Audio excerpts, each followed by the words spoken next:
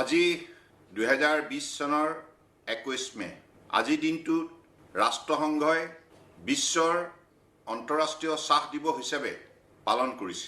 2019 চনৰ 21 ডিচেম্বৰ তাৰিখে ৰাষ্ট্ৰসংঘৰ সাধাৰণ পৰিষদে এই সিদ্ধান্ত গ্ৰহণ কৰি প্ৰতি বছৰে 21 মে তাৰিখটো বিশ্বৰ অন্তৰাষ্ট্ৰীয় চাহ দিৱস হিচাপে পালন কৰাৰ সিদ্ধান্ত গ্ৰহণ কৰে। মই আজি এই পবিত্ৰ ক্ষণত অসমৰ চাহ উদ্যোগৰ সৈতে জড়িত থকা চাহ শ্ৰমিক ৰাইজলৈ মোৰ আন্তৰিক কৃতজ্ঞতা জ্ঞাপন কৰিছোঁ। এই 200 বছৰীয়া অসমৰ চাহ উদ্যোগটোৱে বিশ্বৰ 770 কোটি জনতাৰ মাজত অসমৰ জনসাধাৰণক মৰ্যাদা সহকাৰে প্ৰতিষ্ঠা কৰিছে। অসমীয়া ৰাইজৰ স্বাভিমান জগাই তোলা এই উদ্যোগটোৱে বিশ্বৰ বজাৰ সুখ্যাতিৰে দখল কৰিবলৈ সক্ষম হৈছে।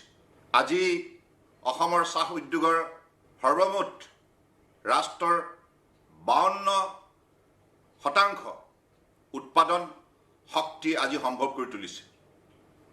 গতিকে মই আশা ৰাখিছোঁ যে অসমৰ জনগণে আগন্তুক দিনত এই উদ্যোগটোক অধিক শক্তিশালী কৰি তোলাৰ ক্ষেত্ৰত আন্তৰিকতাৰে সহযোগিতা আগবঢ়াই যাব আৰু বিশেষকৈ চাহ শ্ৰমিক ৰাইজে যিখিনি মূৰৰ ঘাম মাটিত পেলাই কষ্ট স্বীকাৰ কৰিছে এই কথা সকলোৱে গভীৰভাৱে উপলব্ধি কৰি তেখেতসকলক অন্তৰৰ পৰা কৃতজ্ঞতা জ্ঞাপন কৰা উচিত। আজি অসমৰ মানচিত্ৰৰ বিশ্বৰ মানচিত্ৰৰ মাজত যদি সুখ্যাতিৰে প্ৰতিষ্ঠা লাভ কৰিছে ইয়াৰ অন্তৰালত আছে অসমৰ উন্নত মানদণ্ডৰ চাহ।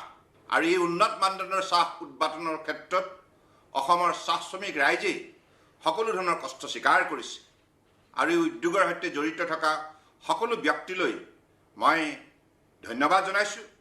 মই সকলোৰে উত্তৰোত্তৰ কামনা কৰিছোঁ আৰু আগন্তুক দিনত সকলোকে স্বাস্থ্যৱান কৰি ৰাখক, নিৰোগী হৈ থাকক আৰু সকলোৱে সফলতাৰে জীৱনৰ বাটত আগুৱাই যাওক। ধন্যবাদ।